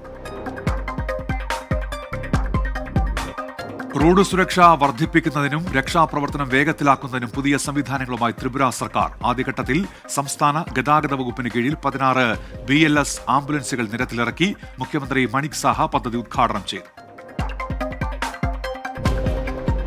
തെലങ്കാനയിലെ മരുന്ന് നിർമ്മാണ ഫാക്ടറിയിലുണ്ടായ സ്ഫോടനത്തിൽ സംഭവസ്ഥലം സന്ദർശിച്ച മുതിർന്ന കോൺഗ്രസ് നേതാവ് ഹനുമന്ത് റാവു. അപകടത്തിൽ പരിക്കേറ്റ് ചികിത്സയിൽ കഴിയുന്നവരെയും ഹനുമന്ത് റാവു സന്ദർശിച്ചു. സ്ഫോടനത്തിൽ 34 പേർ മരിച്ചിരുന്നു. ആഗോള മയക്കുമരുന്ന് മാഫിയെ പിടികൂടിയതിന് നാർക്കോട്ടിക്സ് കൺട്രോൾ ബ്യൂറോ അടക്കമുള്ള എല്ലാ ഏജൻസികളെയും അഭിനന്ദിച്ച് ആഭ്യന്തരമന്ത്രി അമിത്ഷാ. കേരളത്തിലെ ഉൾപ്പെടെ അറസ്റ്റ് ചൂണ്ടിക്കാണിച്ചാണ് അമിത്ഷായുടെ അഭിനന്ദനം. മയക്കുമരുന്ന് മാഫിയെ തകർക്കുമെന്നും യുവാക്കളെ സംരക്ഷിക്കുമെന്നും കേന്ദ്ര ആഭ്യന്തരമന്ത്രി. ബീഹാറിലെ വോട്ടർ പട്ടിക പരിഷ്കരണത്തിനെതിരെ കോൺഗ്രസ് നേതാവ് ജയറാം രമേശ്. തെരഞ്ഞെടുപ്പ് കമ്മീഷന്റെ നീക്കം ജനാധിപത്യ വ്യവസ്ഥയുടെ അടിത്തറയെ തകർക്കുമെന്ന് ജയറാം രമേശ്.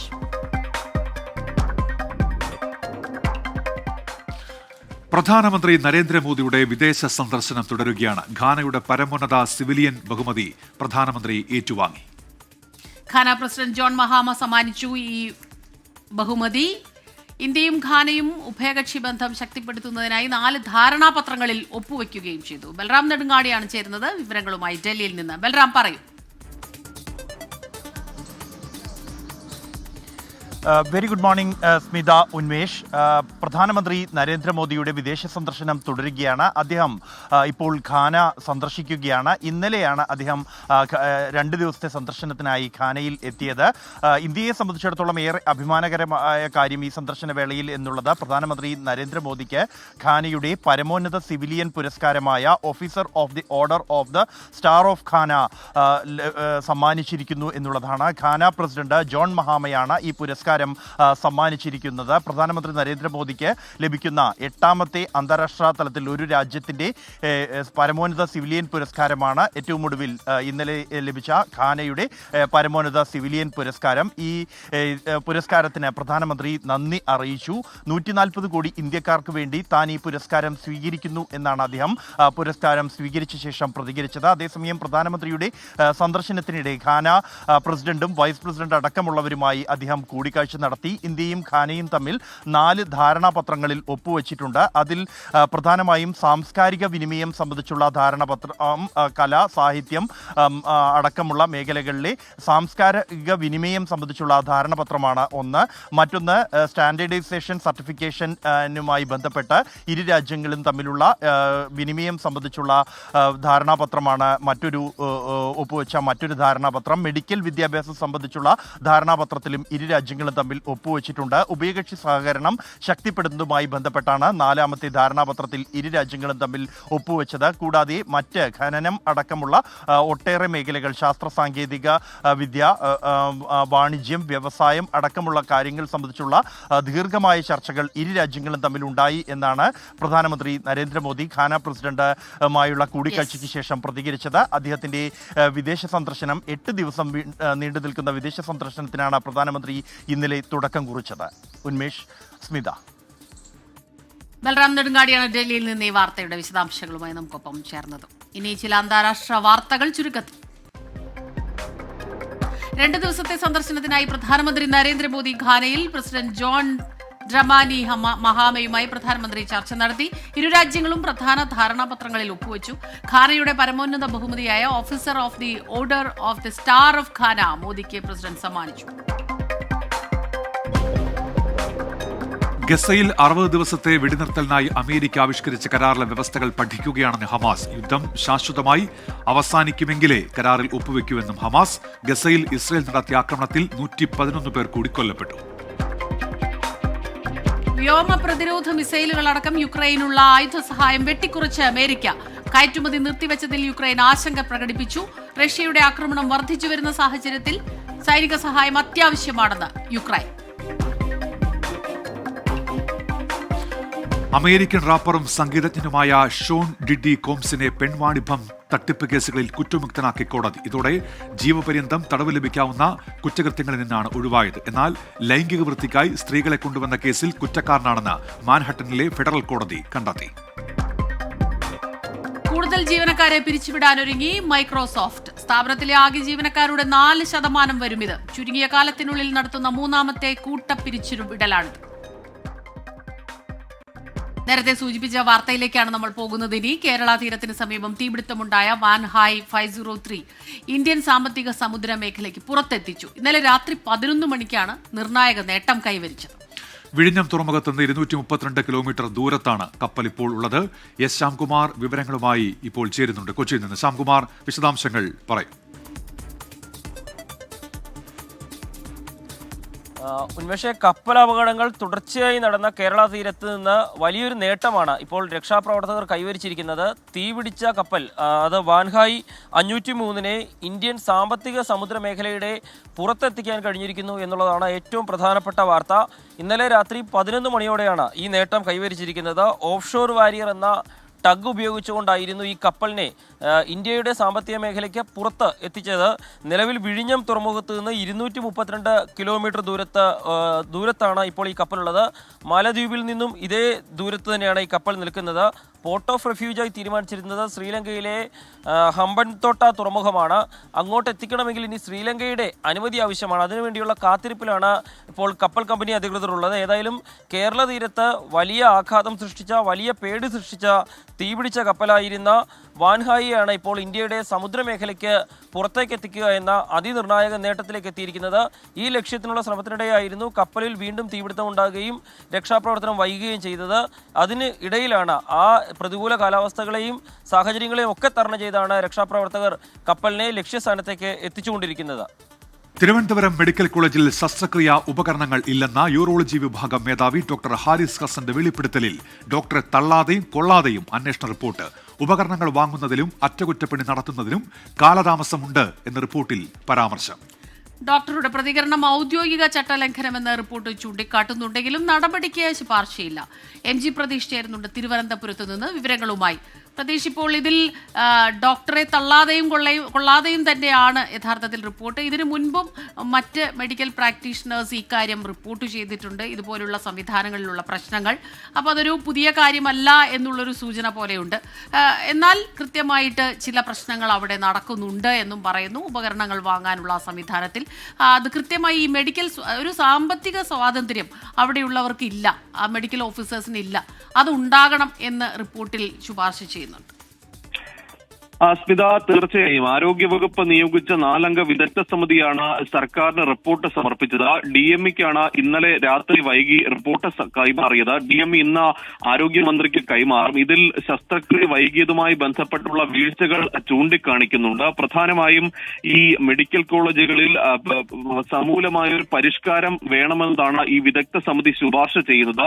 ഈ ഉപകരണങ്ങൾ വാങ്ങുന്നതിലും അറ്റകുറ്റപ്പണി നടത്തുന്നതിലും വലിയ കാലതാമസങ്ങൾ ഉണ്ടാകുന്നുണ്ട്. അത് പലപ്പോഴും ഈ നിയമത്തിന്റെ സങ്കീർണതകളാണ്. ഈ സങ്കീർണമായ നടപടികൾ രോഗികൾക്ക് ബുദ്ധിമുട്ടുണ്ടാക്കുന്നുണ്ട്. അതുകൊണ്ട് തന്നെ ഈ നടപടികൾ ലഘൂകരിക്കണമെന്നതാണ് പ്രധാനമായും വിദഗ്ധ സമിതി പറയുന്നത്. ഏറ്റവും പ്രധാനപ്പെട്ട കാര്യം, ഡോക്ടർ ഹാരിസ് ഉന്നയിച്ച വിഷയങ്ങളിൽ പൂർണ്ണമായും വസ്തുത ഇല്ല എന്ന് വിദഗ്ധ സമിതി കണ്ടെത്തിയിട്ടുണ്ട്. ഡോക്ടർ ഹാരിസിന്റെ വെളിപ്പെടുത്തലുകൾ പൂർണ്ണമായും ഈ വിദഗ്ധ സമിതി ഉൾക്കൊണ്ടിട്ടില്ല. ഡോക്ടർ പറഞ്ഞ കാര്യങ്ങളിൽ പൂർണ്ണമായും വസ്തുതയില്ല എന്നതാണ് വിദഗ്ധ സമിതിയുടെ കണ്ടെത്തൽ. സംവിധാനത്തിലെ പാളിച്ചകൾ മറ്റ് വകുപ്പ് മേധാവികളും ഈ വിദഗ്ധ സമിതിയോട് അറിയിച്ചിട്ടുണ്ട്. ഈ മറ്റ് യൂറോളജി വിഭാഗത്തിൽ മാത്രമല്ല മറ്റ് ചില വകുപ്പുകളിലും പ്രശ്നങ്ങൾ ഉണ്ട് എന്ന് ഈ 4 അംഗ വിദഗ്ധ സമിതി കണ്ടെത്തിയിട്ടുണ്ട്.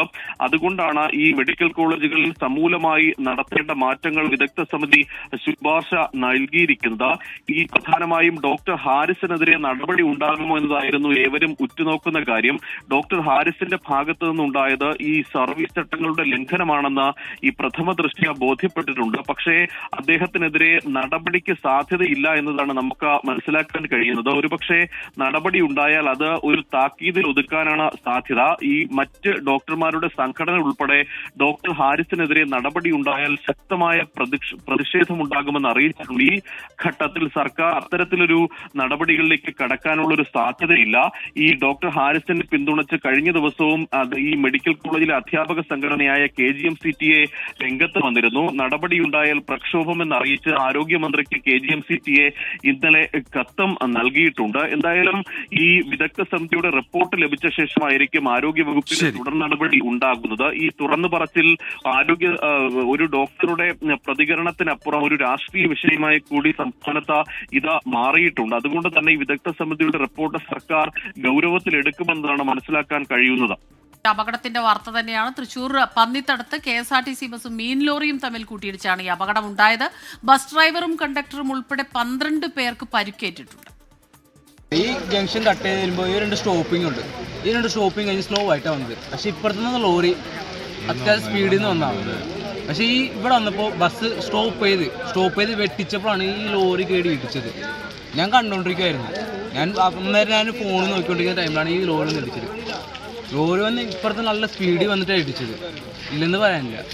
അവർ ഇടിക്കുക വിൻഡോ പൊടിച്ച് താഴെ വീണെന്ന് ഞാൻ കണ്ടുകൊണ്ടിരിക്കുകയായിരുന്നു. അമൽ സുരേന്ദ്രൻ തുടരുന്നുണ്ട്. അമൽ, ഈ അപകടം എങ്ങനെ എന്നാണ് ഇപ്പോൾ ദൃക്സാക്ഷികൾ ഉൾപ്പെടെ പറയുന്നത്? അമൽ, ഉന്മേഷ്, ഇന്ന് പുലർച്ചെ 1:30 കൂടിയാണ് ഈ ഒരു അപകടം ഉണ്ടാകുന്നത്. കോഴിക്കോട് നിന്ന് കുമളിയിലേക്ക് പോകുകയായിരുന്ന KSRTC ബസ്സും കുന്നംകുളം ഭാഗത്തു നിന്ന് വരികയായിരുന്ന മീൻ ലോറിയും തമ്മിലാണ് കൂട്ടിയിടിച്ചത്. കണ്ടക്ടറും ഡ്രൈവറും ഉൾപ്പെടെ 12 പേർ KSRTC യാത്രക്കാരായിരുന്ന അല്ലെങ്കിൽ KSRTC ബസ്സിൽ ഉണ്ടായിരുന്ന 12 പേർക്ക് പരിക്കേറ്റിട്ടുണ്ട്. ഈ പരിക്കേറ്റവരെയെല്ലാം ഇപ്പോൾ കുന്നംകുളം ആശുപത്രിയിൽ പ്രവേശിപ്പിച്ചിരിക്കുകയാണ്. ഇതിൽ ഡ്രൈവറുടെ നില കുറച്ച് ഗുരുതരമാണ് എന്നാണ് നമുക്ക് മനസ്സിലാക്കാൻ സാധിക്കുന്നത്. ബാക്കി യാത്രക്കാർക്കാർക്കും ഗുരുതരമായിട്ടുള്ള പരിക്കുകൾ ഉണ്ടായിട്ടില്ല. ഏതായാലും ഈ ഒരു അപകടം ഉണ്ടായത് വളരെ ഭീതിതമായിട്ടുള്ള ഒരു കാര്യമായിരുന്നു. അവിടുത്തെ ദൃക്സാക്ഷികളുടെ എല്ലാം വാക്കുകളിൽ നിന്ന് മനസ്സിലാക്കുന്നത് കൃത്യമായിട്ടുള്ള ഒരു ജാഗ്രത ഈ മീൻ ലോറി ഓടിച്ചിരുന്ന ഡ്രൈവറുടെ ഭാഗത്തു നിന്ന് ഉണ്ടായിട്ടില്ല എന്നൊരു ആരോപണം ഈ ഒരു ദൃക്സാക്ഷികളുടെ ഭാഗത്തു നിന്ന് ഉണ്ടാകുന്നുണ്ട്. ഏതായാലും ഇപ്പോൾ മനസ്സിലാക്കുവാൻ സാധിക്കുന്നത് ഡ്രൈവറുടെ നിലയിൽ മാത്രമാണ് ഗുരുതരമായിട്ടുള്ള ഒരു ആരോഗ്യസ്ഥിതി നിലനിൽക്കുന്നത്. ഏതായാലും പോലീസ് അടക്കം ഇവിടെ എത്തി സ്ഥിതി വിവരങ്ങൾ പരിശോധിച്ചു വരികയാണ്. കൂടുതൽ വിവരങ്ങൾ അടുത്ത മണിക്കൂറുകളിൽ നമുക്ക് ലഭിക്കുന്നതായിരിക്കും. ഉന്മേഷ്. ശരി, കുന്നംകുളത്താണ് ഈ അപകടം ഉണ്ടായത്. ബസ്സും ലോറിയും കൂട്ടിയിടിച്ചാണ് അപകടം. 12 പേർക്ക് പരിക്കുണ്ട്. ഈ ഡ്രൈവറുടെ പരിക്ക് ഗുരുതരമാണ് എന്നാണ് അമൽ സുരേന്ദ്രൻ ഇപ്പോൾ അറിയിക്കുന്നത്. നമ്മൾ നേരത്തെ ഒരു അപകട വാർത്ത സൂചിപ്പിച്ചിരുന്നു. അതിന്റെ ദൃശ്യങ്ങൾ കൂടി ഇപ്പോൾ പ്രേക്ഷകരിലേക്ക് എത്തിക്കുകയാണ്. ഇത് ചാലക്കുടി അടുത്ത് മുരിങ്ങൂർ അടിപ്പാത നിർമ്മാണം നടക്കുന്ന സ്ഥലമാണ്. അവിടെയാണ് ഈ കാർ ഇത്തരത്തിൽ ഈ അടിപ്പാത നിർമ്മാണത്തിനായി എടുത്ത കുഴിയിലേക്ക് മറിഞ്ഞത്. ആ ദൃശ്യങ്ങൾ കൂടി പ്രേക്ഷകരിലേക്ക് ഇപ്പോൾ എത്തിക്കുകയാണ്.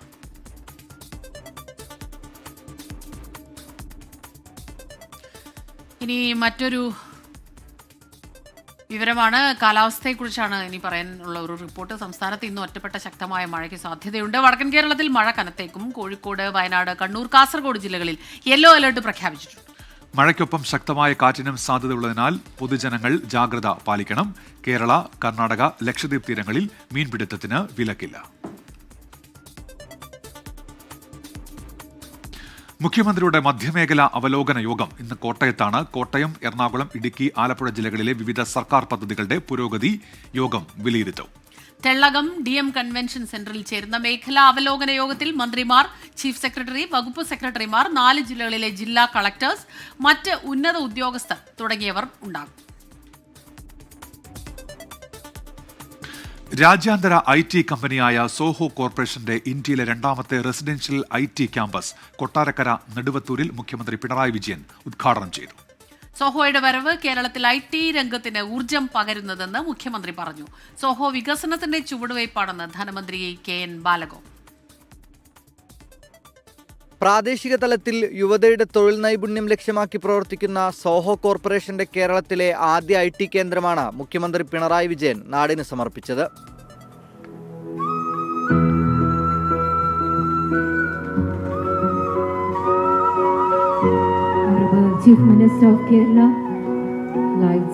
സോഹോ കോർപ്പറേഷന് സർക്കാർ എല്ലാവിധ പിന്തുണയും നൽകുമെന്ന് പറഞ്ഞ മുഖ്യമന്ത്രി കേരളത്തിൽ IT വികസനം പുതിയ തലത്തിലാണെന്നും കൂട്ടിച്ചേർത്തു.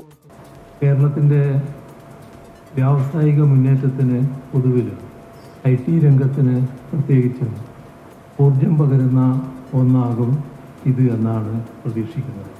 സോഹോ കോർപ്പറേഷന് അവരുടെ പ്രവർത്തനങ്ങൾക്ക് ആവശ്യമായ എല്ലാവിധ പിന്തുണയും സംസ്ഥാന സർക്കാരിൻ്റെ ഭാഗത്തു നിന്നുണ്ടാകും എന്നുകൂടി ഈ ഘട്ടത്തിൽ അറിയിക്കട്ടെ.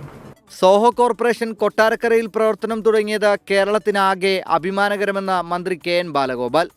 ഇത് നമുക്ക് വളരെ അഭിമാനകരമായ നമ്മുടെ നാടിന്, കേരളത്തിന്റെ അങ്ങോളം ഇങ്ങോളം ഇത്തരം കാര്യങ്ങൾക്ക് സാധ്യതയുണ്ട് എന്ന് തെളിയിക്കുന്ന ആദ്യ ചുവടുവെപ്പാണ് ഇവിടെ സോഹോയുടെ ഈ ക്യാമ്പസ്. കേരളത്തിലെ എല്ലാ മേഖലകളിലും നമ്മുടെ ചെറുപ്പക്കാരുടെ, നമ്മുടെ വിദ്യാഭ്യാസത്തിന്റെ മേന്മ അവകാശപ്പെടുന്ന കഴിയുന്ന ഒരു സംസ്ഥാനം എന്ന നിലയിൽ പുതിയ ധാരാളം സ്ഥാപനങ്ങൾ വരാൻ ഈ പുതിയ കാലഘട്ടത്തിൽ കഴിയും. അതിന്റെ ഒരു ചുവടുവെപ്പ് എന്ന നിലയിൽ ഇവിടെ ഈ സോഹോയുടെ പ്രവർത്തനം ആരംഭിക്കുന്നത് സന്തോഷകരമാണ്. റോബോട്ടിക്സ് രംഗത്തുള്ള കമ്പനിയെ ഏറ്റെടുത്ത് അതിന്റെ പ്രവർത്തനവും കൊട്ടാരക്കരയിലേക്ക് മാറ്റാനാണ് ഉദ്ദേശിക്കുന്നത്. സംരംഭത്തിലൂടെ സംസ്ഥാനത്ത് ആദ്യഘട്ടത്തിൽ 250 പേർക്ക് തൊഴിൽ ലഭിക്കും. ചടങ്ങിൽ കൊടിക്കുന്നിൽ സുരേഷ് MP, ജില്ലാ panchayat president doctor PK Gopan, ISRO മുൻ chairman doctor S Somanath, IT secretary Sreeram Sambasivarao, Kerala startup mission CEO Anoopambika, Zoho corporation CEO Shailesh Kumar Dave തുടങ്ങിയവർ പങ്കെടുത്തു. 24 കൊല്ലം. കാസർഗോഡ് ബന്ദിയോട് അംഗൻവാടിക്ക് മുകളിൽ അപകട ഭീഷണി ഉയർത്തി കൂറ്റൻ മരങ്ങൾ. മംഗൽപാടി പഞ്ചായത്തിലെ ഷിറിയ അംഗൻവാടിക്ക് മുകളിലാണ് കുഞ്ഞുങ്ങൾക്ക് അപകട ഭീഷണിയായി വൻമരങ്ങളും ഇലക്ട്രിക് ലൈനുമുള്ളത്. മരം വെട്ടണമെന്നാവശ്യപ്പെട്ടിട്ട് നടപടി ഉണ്ടായിട്ടില്ല എന്നാണ് ജീവനക്കാർ പറയുന്നത്.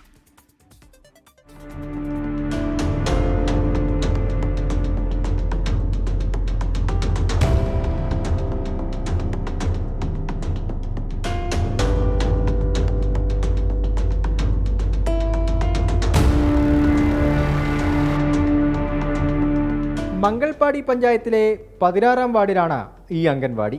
20ഓളം കുട്ടികളുണ്ടായിരുന്ന ഇവിടെ ഇപ്പോൾ 6 പേർ മാത്രമായി ചുരുങ്ങി. മഴ കനത്തതോടെ അപകട ഭീഷണി ഉയർത്തി നിൽക്കുന്ന മരങ്ങൾ കെട്ടിടത്തിന് മുകളിലേക്ക് വീഴുമോ എന്നാണ് രക്ഷിതാക്കളുടെ പേടി. കുരുന്നുകളെയും കൊണ്ട് എങ്ങനെയാണ് ഇതിന് ചുവട്ടിൽ ഇരിക്കുകയെന്ന് അംഗൻവാടി ജീവനക്കാരും ചോദിക്കുന്നു. 16 കുട്ടികളോളം ഉണ്ട്.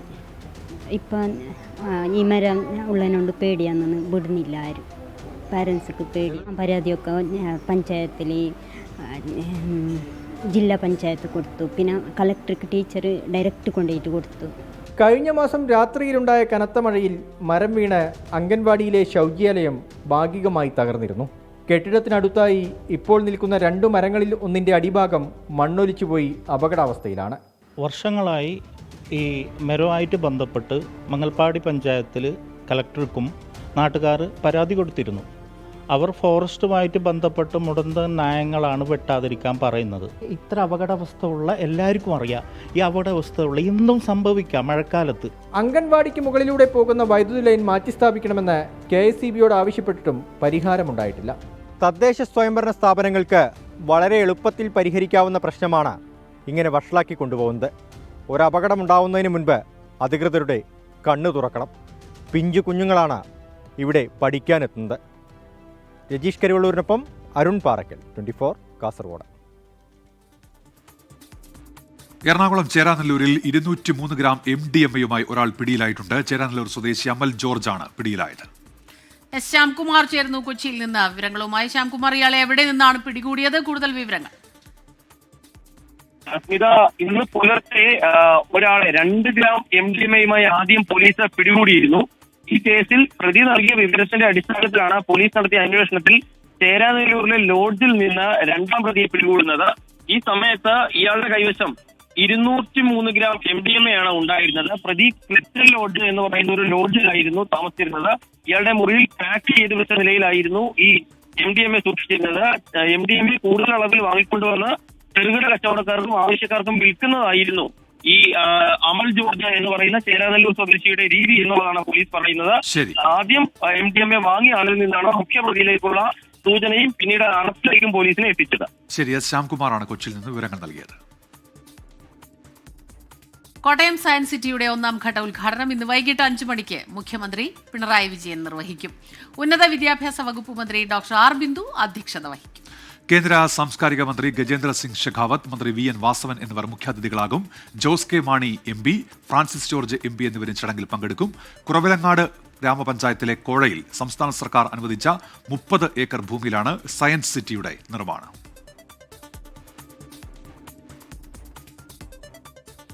വൈദ്യുതി റെഗുലേറ്ററി കമ്മീഷന്റെ സോളാർ വൈദ്യുതി കരട് നയത്തിനെതിരെ ഇന്ന് കരാറുകാർ സോളാർ ബന്ദ് ആചരിക്കും. സാധാരണക്കാരെ സോളാർ വൈദ്യുതിയിൽ നിന്ന് അകറ്റുന്നതാണ് നയം എന്നാണ് ആരോപണം. സോളാർ പ്ലാന്റുകളുടെ നിർമ്മാണം, വിപണനം, ഇൻസ്റ്റലേഷൻ, സർവീസ് മേഖലകളിൽ കേരളത്തിൽ പ്രവർത്തിക്കുന്ന മുഴുവൻ സ്ഥാപനങ്ങളും ബന്ദിന്റെ ഭാഗമായി അടച്ചിടും.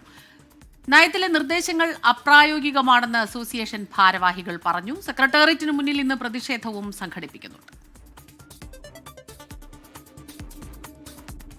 ഇനി ചില അറിയിപ്പുകൾ. ആലുവ നഗരസഭയിൽ പൂർണ്ണമായും ചൂർണിക്കര, കീഴ്മാട് പഞ്ചായത്തുകളിൽ ഭാഗികമായും ഇന്ന് ജലവിതരണം മുടങ്ങും. പൈപ്പ് ലൈനിൽ അറ്റകുറ്റപ്പണിയും വാട്ടർ ടാങ്കിന്റെ ക്ലീനിങ്ങും നടക്കുന്നതിനാലാണ് വെള്ളം മുടങ്ങുന്നത്. ആലുവ എടത്തല ഗവൺമെന്റ് മൃഗാശുപത്രിയിൽ മുട്ടക്കോഴി കുഞ്ഞുങ്ങളുടെ വിതരണം ഇന്ന്. വാക്സിനേഷൻ കഴിഞ്ഞ 2 മാസം പ്രായമുള്ള കുഞ്ഞുങ്ങളെയാണ് വിതരണം ചെയ്യുന്നത്. രാവിലെ 9:30 മുതലാണ് വിതരണം. കോഴിക്കോട് തിരുവമ്പാടി, പാറത്തോട്, അരിപ്പാറ എന്നിവിടങ്ങളിൽ ഇന്ന് വൈദ്യുതി മുടങ്ങും. നിയന്ത്രണം രാവിലെ 8 മണി മുതൽ ഉച്ചയ്ക്ക് 12 വരെ. പത്തനംതിട്ട നൈപുണ്യ പരിശീലന പരിപാടികളുടെ ജില്ലാതല ഉദ്ഘാടനം ഇന്ന് രാവിലെ 10 മണിക്ക് സെന്റ് തോമസ് കോളേജിൽ MG സർവകലാശാല vice chancellor doctor CT Aravindakumar ഉദ്ഘാടനം ചെയ്യും. തിരുവനന്തപുരം കാട്ടാക്കട പ്ലാവൂർ സർക്കാർ ഹൈസ്കൂളിൽ അധ്യാപകരുടെ ഒഴിവ്. UP കായിക അധ്യാപക ഒഴിവിലേക്കുള്ള അഭിമുഖം ഇന്ന് രാവിലെ 10 മണിക്ക്. തിരുവനന്തപുരം പോത്തൻകോട് തെരുവുനായയുടെ ആക്രമണം, 20 പേർക്ക് കടിയേറ്റു. റിനു ശ്രീധർ ചേരുന്നുണ്ട് ഇപ്പോൾ തിരുവനന്തപുരത്ത് നിന്ന് വിവരങ്ങളുമായി. റിനു, ഇത് എപ്പോഴാണ് തിരുവനായുടെ ആക്രമണം ഉണ്ടായത്? എന്തൊക്കെയാണ് വിവരങ്ങൾ റിനു? ഉന്മേഷ, സ്മിത, ഇന്നലെ വൈകുന്നേരത്തോടു കൂടി, അതായത് 7 മണിക്ക് ശേഷമാണ് തിരുവനന്തപുരം പോത്തൻകോട് തെരുവുനായയുടെ ആക്രമണം ഉണ്ടായത്. 20ഓളം പേർക്ക് തെരുവുനായയുടെ കടിയേറ്റു എന്നുള്ള വിവരമാണ്. ഇവർ തിരുവനന്തപുരം മെഡിക്കൽ കോളേജ് ആശുപത്രിയിൽ ചികിത്സ തേടിയിട്ടുണ്ട്.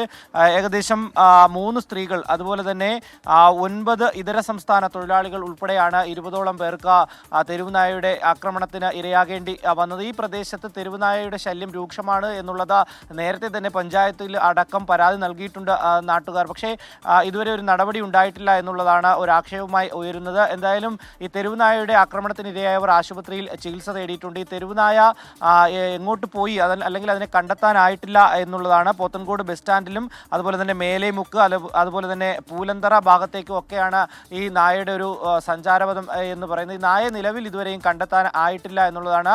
രാവിലെ തന്നെ നാട്ടുകാർ അടക്കമുള്ളവർ ഈ നായ്ക്ക് വേണ്ടിയിട്ടുള്ള ഒരു പരിശോധന കൂടി നടത്തുന്നുണ്ട്. സ്മിത, ശരി. റിനു ശ്രീധറാണ് വിവരങ്ങൾ നൽകിയത് തിരുവനന്തപുരത്ത്. ഇനി ചില കായിക വാർത്തകളിലേക്കാണ്. വിംബിൾഡൺ ടെന്നീസ് 2ാം റൗണ്ടിൽ ജയം ലക്ഷ്യമിട്ട് നൊവാക് ജോക്കോവിച്ച് ഇന്നിറങ്ങും. ബ്രിട്ടന്റെ ഡാനി വാൻസ് ആണ് എതിരാളി.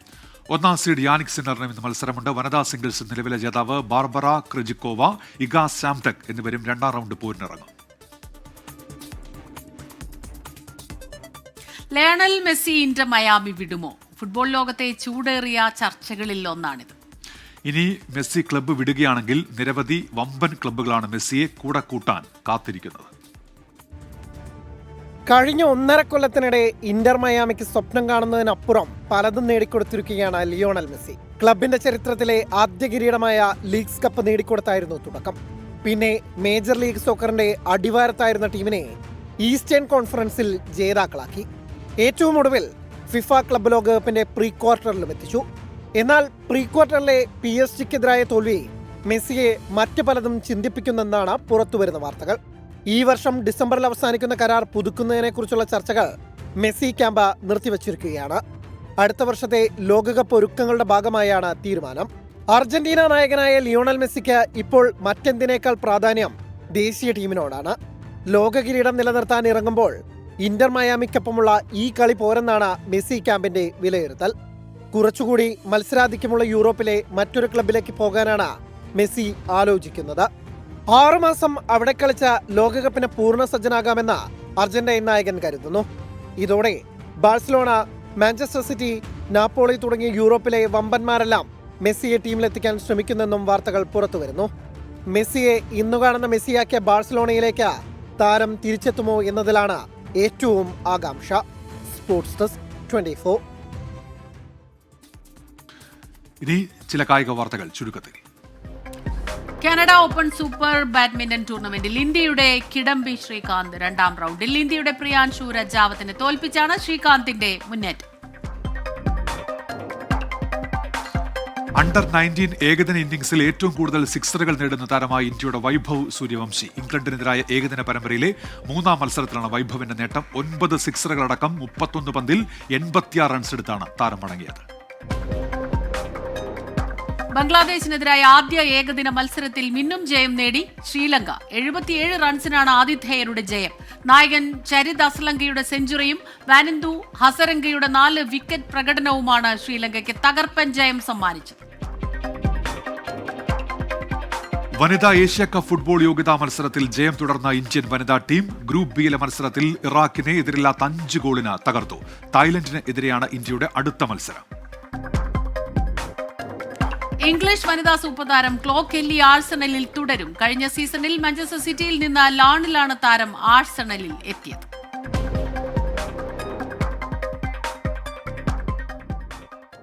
ചികിത്സയിൽ കഴിയുന്ന മുൻ മുഖ്യമന്ത്രി VS അച്യുതാനന്ദന്റെ ആരോഗ്യനില ഗുരുതരമായി തുടരുകയാണ്. ആരോഗ്യസ്ഥിതി മോശമായതിനെ തുടർന്ന് ഡയാലിസിസ് നിർത്തിവെച്ചു. രക്തസമ്മർദ്ദവും വൃക്കകളുടെ പ്രവർത്തനവും സാധാരണ നിലയിലാക്കാൻ ചികിത്സ തുടരുന്നു. ഇന്ന് വീണ്ടും മെഡിക്കൽ സംഘം യോഗം ചേരുന്നുണ്ട്. വിവരങ്ങളുമായി റിനു ശ്രീധർ ചേരുന്നുണ്ട് ഇപ്പോൾ തിരുവനന്തപുരത്ത് നിന്ന്. റിനു, പുതിയ മെഡിക്കൽ ബുള്ളറ്റിൻ അത് സാധാരണ ഉച്ചയ്ക്കാണ് വരുന്നത്. ഈ മെഡിക്കൽ ബോർഡ് യോഗം അതിനു മുൻപ് ഉണ്ടാകുമോ? എന്തൊക്കെയാണ് വിവരങ്ങൾ റിനു? ഉന്മേഷ, ഹൃദയാഘാതത്തെ തുടർന്ന് തിരുവനന്തപുരത്തെ പട്ടം SUT സ്വകാര്യ ആശുപത്രിയിൽ ചികിത്സയിൽ കഴിയുന്ന VS അച്യുതാനന്ദന്റെ നില ഗുരുതരം എന്ന് തന്നെയാണ്. നിലയിൽ വലിയ മാറ്റങ്ങളൊന്നും അല്ലെങ്കിൽ പുരോഗതികളൊന്നും ഇല്ല എന്നുള്ളതാണ് നമുക്ക് ആശുപത്രി അധികൃതരിൽ നിന്നും അദ്ദേഹത്തിന്റെ അടുത്ത വൃത്തങ്ങളിൽ നിന്നും നമുക്ക് മനസ്സിലാക്കാൻ വേണ്ടി കഴിയുന്നത്. നിലവിൽ വൃക്കയുടെയും അതുപോലെ തന്നെ BP വേരിയേഷനുമുണ്ട്. വൃക്കയുടെ പ്രവർത്തനവും വലിയ രീതിയിൽ തകരാറിലാണ് എന്നുള്ളതാണ്. ഡയാലിസിസ് ഇന്നലെ ആരോഗ്യനില വലിയ രീതിയിൽ വഷളായതിനെ തുടർന്ന് നിർത്തിവെച്ചിരിക്കുന്ന ഒരു സാഹചര്യം കൂടിയുണ്ട്. മെഡിക്കൽ ബോർഡ് യോഗം ഏകദേശം 11 മണിയോടുകൂടി തന്നെ ചേരും എന്നുള്ളതാണ് നമുക്ക് നിലവിൽ ലഭിക്കുന്ന വിവരം. അതിനുശേഷമായിരിക്കും ഉച്ചയോടുകൂടി മെഡിക്കൽ ബുള്ളറ്റിൻ ഉണ്ടാവുക. നിലവിൽ അദ്ദേഹത്തിൻ്റെ ആരോഗ്യനിലയിൽ വലിയ പുരോഗതിയില്ല എന്നുള്ള വിവരമാണ് നമുക്ക് ആശുപത്രിയിൽ നിന്ന് ലഭിക്കുന്നത്. എന്തായാലും സർക്കാർ നിയോഗിച്ച തിരുവനന്തപുരം മെഡിക്കൽ കോളേജിൽ നിന്നടക്കമുള്ള വിദഗ്ധ സംഘം ഇന്നും VS-നെ സന്ദർശിച്ച് സ്ഥിതിഗതികൾ വിലയിരുത്തും എന്നുള്ള വിവരം കൂടി ലഭിക്കുന്നുണ്ട്. എന്തായാലും വിദഗ്ധ ഡോക്ടർമാരുടെ ചികിത്സ തന്നെയാണ് ഈ പട്ടം സ്വകാര്യ ആശുപത്രിയിൽ അദ്ദേഹത്തിന് ലഭിക്കുക. ഇന്നലെയും അതുപോലെ തന്നെ മിനിയാന്നുമായി വിവിധ നേതാക്കൾ അടക്കമുള്ളവർ, ഗോവ ഗവർണർ അടക്കമുള്ളവർ എത്തി അദ്ദേഹത്തിനെ സന്ദർശിക്കുന്ന ഒരു സാഹചര്യമുണ്ടായി. CPM സംസ്ഥാന സെക്രട്ടറിയും അതുപോലെ തന്നെ ജനറൽ സെക്രട്ടറി ഉൾപ്പെടെയുള്ളവർ ആശുപത്രിയിലെത്തി സ്ഥിതിഗതികൾ വിലയിരുത്തുകയും അദ്ദേഹത്തിൻ്റെ ആരോഗ്യനിലയിൽ കുറിച്ച് മകനോട് സംസാരിക്കുകയും ചെയ്തിട്ടുണ്ട് എന്നുള്ളതാണ്. ഇന്നും നേതാക്കൾ അടക്കമുള്ളവർ അദ്ദേഹത്തിനെ കാണാൻ എത്തും എന്നുള്ള ഒരു വിവരമാണ് ലഭിക്കുന്നത്. എന്തായാലും പട്ടത്തെ സ്വകാര്യ ആശുപത്രിയിൽ ഇപ്പോഴും ചികിത്സയിലാണ്. കഴിഞ്ഞ തിങ്കളാഴ്ചയാണ് അദ്ദേഹത്തെ ഈ ആശുപത്രിയിലേക്ക് ഹൃദയാഘാതത്തെ തുടർന്ന് എത്തിച്ചത് എന്നുള്ളതാണ്. എന്തായാലും ചികിത്സ നടക്കുന്നുണ്ട്. മരുന്നിൽ വലിയ രീതിയിലുള്ള ഒരു പ്രതികരണം ഉണ്ട് എന്നുള്ളതാണ്. അതുകൊണ്ട് തന്നെ ഈ വെന്റിലേറ്ററിൽ തുടരുക എന്നുള്ള ഒരു സാഹചര്യമാണ് മെഡിക്കൽ ബോർഡും മുന്നോട്ട് വെച്ചിരിക്കുന്നത്. എന്തായാലും നിലവിൽ ചികിത്സ തുടരുകയാണ്. അദ്ദേഹത്തെ ജീവിതത്തിലേക്ക് തിരികെ എത്തിക്കുവാനുള്ള ഒരു അശ്രാന്ത പരിശ്രമത്തിലാണ് ആരോഗ്യ വിദഗ്ധർ അടങ്ങുന്ന സംഘം. ഉന്മേഷ്. ശരി, റിനു ശ്രീധർ തിരുവനന്തപുരത്ത് നിന്ന് വിവരങ്ങൾ നൽകുകയായിരുന്നു. കേരള തീരത്തിന് സമീപം തീപിടുത്തമുണ്ടായ വാൻഹായ് 503 ഇന്ത്യൻ സാമ്പത്തിക സമുദ്ര മേഖലയ്ക്ക് പുറത്തെത്തിച്ചു.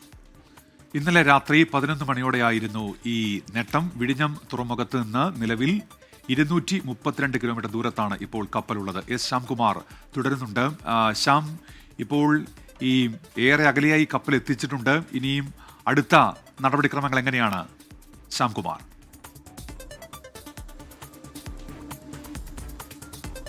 ഉന്മേഷ്, ഇനി അടുത്ത നടപടിക്രമം എന്നുള്ളത് പോർട്ട് ഓഫ് റെഫ്യൂജ്, അതായത് അപകടത്തിൽപ്പെട്ട കപ്പലിനെ പുനരധിവസിപ്പിക്കുന്നതിന് വേണ്ടി സ്ഥിരീകരിച്ചിരിക്കുന്ന ആ തുറമുഖം, അത് ഹമ്പൻതോട്ട തുറമുഖമാണ് ശ്രീലങ്കയിലെ. അങ്ങോട്ട് ആ കപ്പലിനെ എത്തിച്ച് അതിൻ്റെ അറ്റകുറ്റപ്പണിയോ അല്ലെങ്കിൽ പൊളിക്കലോ അത് ഏതാണെന്ന് തീരുമാനിക്കേണ്ടത് കപ്പൽ കമ്പനിയാണ്. ആ രീതിയിലുള്ള നടപടിക്രമങ്ങളാണ് ഇനി പൂർത്തീകരിക്കേണ്ടത്. അതിനു വേണ്ടിയിട്ടാണ് ഈ കപ്പലിനെ ഓഫ് ഷോർ വാരിയർ എന്ന ടഗ് ഉപയോഗിച്ചുകൊണ്ട് കെട്ടിവലിച്ചുകൊണ്ട് ഇന്ത്യയുടെ സമുദ്രതീരത്ത് നിന്ന് 232 കിലോമീറ്റർ അപ്പുറത്തേക്ക് എത്തിച്ചിരിക്കുന്നത്. അതായത് ഇന്ത്യൻ സാമ്പത്തിക സമുദ്രാതിർത്തിക്കും പുറത്താണ് ഇപ്പോൾ കപ്പലുള്ളത്. വിഴിഞ്ഞത്ത് നിന്നാണ് 232 കിലോമീറ്റർ ദൂരത്ത് ഈ കപ്പലിനെ എത്തിച്ചിരിക്കുന്നത്. ഈ കപ്പലിനെ ഇനി ശ്രീലങ്കയിലെ ആ തുറമുഖത്തേക്ക് കൊണ്ടുപോകണമെങ്കിൽ ശ്രീലങ്കയുടെ ഔദ്യോഗിക അനുമതി ആവശ്യമുണ്ട്. അതിനുവേണ്ടിയുള്ള കാത്തിരിപ്പിലാണ് ഇപ്പോൾ ഈ രക്ഷാദൗത്യ സംഘം ഉള്ളത്. അത് ടെക്നിക്കലായിട്ടുള്ള ചില താമസം മാത്രമാണ് എന്നുള്ളതാണ് ഈ രക്ഷാദൗത്യ സംഘത്തിൽ നിന്ന് നമുക്ക് മനസ്സിലാക്കാൻ സാധിക്കുന്നത്. വാൻഹായ് 503 കപ്പൽ തീ കത്തുമ്പോൾ തന്നെയാണ് ഈ രക്ഷാദൗത്യം കാലാവസ്ഥ അനുകൂലമായതോടുകൂടി വളരെ വേഗത്തിൽ പൂർത്തീകരിച്ച് ആ കപ്പലിനെ ഇന്ത്യൻ സമുദ്രാതിർത്തിക്ക് പുറത്തേക്ക് കൊണ്ടുപോകാൻ സാധിച്ചിരിക്കുന്നത്. നിലവിലും കപ്പലിനുള്ളിൽ നിന്ന് പോർട്ടബിൾ പമ്പുകൾ ഉപയോഗിച്ച് വെള്ളം പുറത്തേക്ക് അടിച്ചു കളയുന്നുണ്ട്. അതിനിടയിൽ തന്നെയാണ് ഈ കപ്പലിനെ പരമാവധി ഇന്ത്യൻ സമുദ്രതീരത്ത് നിന്ന് പുറത്തേക്ക് കൊണ്ടുപോകുക എന്ന നിർണായക നേട്ടത്തിലേക്ക് എത്തിയിരിക്കുന്നത്. ഇനി കപ്പലിനുള്ളിലേക്ക് പൂർണ്ണമായും രാസവസ്തുക്കളിട്ട് തീ കെടുത്തിയ ശേഷമാകും ഹമ്പൻതോട്ട തുറമുഖത്ത് അതിൻ്റെ പുനരധിവാസ കേന്ദ്രത്തിലേക്ക് എത്തിക്കുക.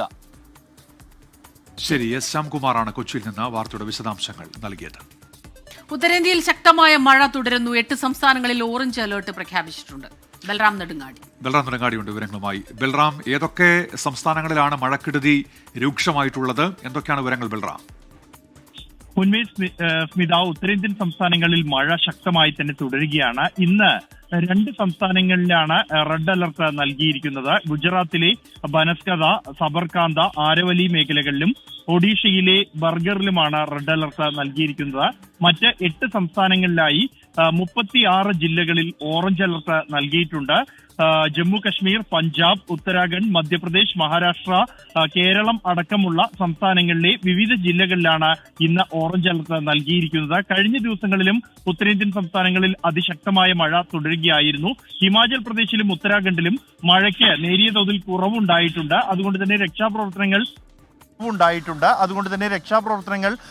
ഇപ്പോൾ വേഗത്തിൽ പുരോഗമിച്ചു കൊണ്ടിരിക്കുന്നു. അതേസമയം രാജസ്ഥാനിൽ ശക്തമായ മഴയെ തുടർന്ന് വെള്ളക്കെട്ട് പല ജില്ലകളിലും രൂപപ്പെട്ടിട്ടുണ്ട്.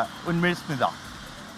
ശരി, ബൽറാം നെടുങ്ങാടിയാണ് വിശദാംശങ്ങളുമായി നമുക്കൊപ്പം ചേർന്നത്. ഉത്തരേന്ത്യൻ സംസ്ഥാനങ്ങളിൽ പലയിടത്തും മഴ ശക്തമായി തന്നെ തുടരുകയാണ്. സംസ്ഥാനത്ത് കോഴിക്കോട് കനത്ത മഴ ഉണ്ടെന്നുള്ള കാര്യം ദീപക് ധർമ്മടം കൂടി ഇപ്പോൾ അറിയിക്കുന്നുണ്ട്. ആലപ്പുഴ ഓമനപ്പുഴ കൊലപാതകത്തിൽ ഞെട്ടിക്കുന്ന വിവരങ്ങളാണ് ഇപ്പോൾ പുറത്തുവരുന്നത്. ജോസ്മോനും മകൾ ജാസ്മിനും തമ്മിൽ തർക്കമുണ്ടായത് വൈകി വീട്ടിൽ എത്തിയതിനെ ചൊല്ലിയാണ്. ഹാളിൽ വെച്ച് ഭാര്യയുടെയും മാതാപിതാക്കളുടെയും മുന്നിൽ ജാസ്മിന്റെ കഴുത്ത് ഞെരിക്കുകയായിരുന്നു. അബോധാവസ്ഥയിലായ ജാസ്മിനെ മുറിയിൽ കയറ്റി കഥകടച്ചു. തുടർന്ന് കഴുത്തിൽ തോർത്ത് കുരുക്കി മരണം സ്ഥിരീകരിച്ചു. ആത്മഹത്യ എന്ന് വരുത്തി തീർക്കാൻ മൃതദേഹം കിടപ്പ് മുറിയിലെ കട്ടിലിൽ കിടത്തി. മണിക്കൂറുകൾ നീണ്ട ചോദ്യം ചെയ്യലാണ് ജോസ്മോൻ ഇക്കാര്യങ്ങൾ പോലീസിനോട് വെളിപ്പെടുത്തിയത്. 24 ബ്രേക്കിംഗ്. അശ്വിൻ പാലാഴിയാണ് വിവരങ്ങളുമായി ഇപ്പോൾ ചേരുന്നത് ആലപ്പുഴയിൽ നിന്ന്. അശ്വിൻ, ഇത് അതിക്രൂരമാണ്. എന്തൊക്കെയാണ് വിവരങ്ങൾ അശ്വിൻ?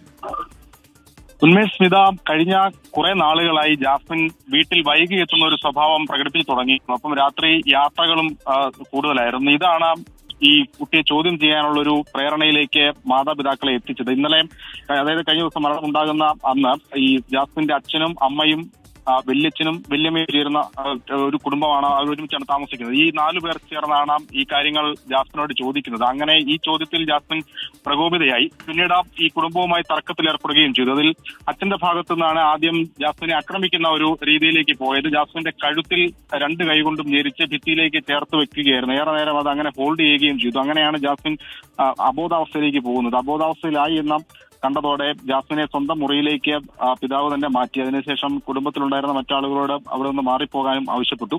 പിന്നീടാണ് ഈ റൂമിലെത്തിയ ശേഷമാണ് അവിടെ ഉണ്ടായിരുന്ന തോർത്ത് കഴുത്തിൽ കുരുക്കി ഈ ജാസ്മിന്റെ മരണം ഉറപ്പിക്കുന്നത്. അതോടുകൂടി ബോഡി കട്ടിലിൽ കിടത്തിയ ശേഷം പിതാവ് പുറത്തേക്ക് പോവുകയും ചെയ്തു. ഈ സംഭവം ആരോടും പറയുകയും ചെയ്തിട്ടില്ല. രാവിലെയാണ് ഒന്നും അറിഞ്ഞിട്ടില്ല എന്നുള്ള തരത്തിൽ അടുത്തുള്ള ആളുകളെ വിളിച്ച് മകൾ അബോധാവസ്ഥയിൽ കിടക്കുന്നു, ആശുപത്രിയിൽ പോകണമെന്ന് പറയുകയും അവിടെ നിന്ന് മെമ്പർ അടക്കമുള്ള നാട്ടുകാരെത്തി ആശുപത്രിയിലേക്ക് മാറ്റുകയും ചെയ്തു. എന്തായാലും പിന്നീട് ആശുപത്രിയിൽ നിന്നും തോന്നി സംശയത്തെ തുടർന്ന് നടത്തിയ അന്വേഷണത്തിലും തെരച്ചിലിലും ചോദ്യം ചെയ്യലിലുമാണ് ഈ കേസിൽ ഇങ്ങനെ ഒരു വഴിത്തിരിവുണ്ടാകുന്നതും ജോസ്മോൻ കുറ്റം സമ്മതിക്കുന്നതും. ജോസ്മോന്റെ അറസ്റ്റ് ഇന്നലെ രാത്രി രേഖപ്പെടുത്തിയിട്ടുണ്ട്. ഇതോടെ മോർണിംഗ് ന്യൂസ് പൂർത്തിയാവുകയാണ്.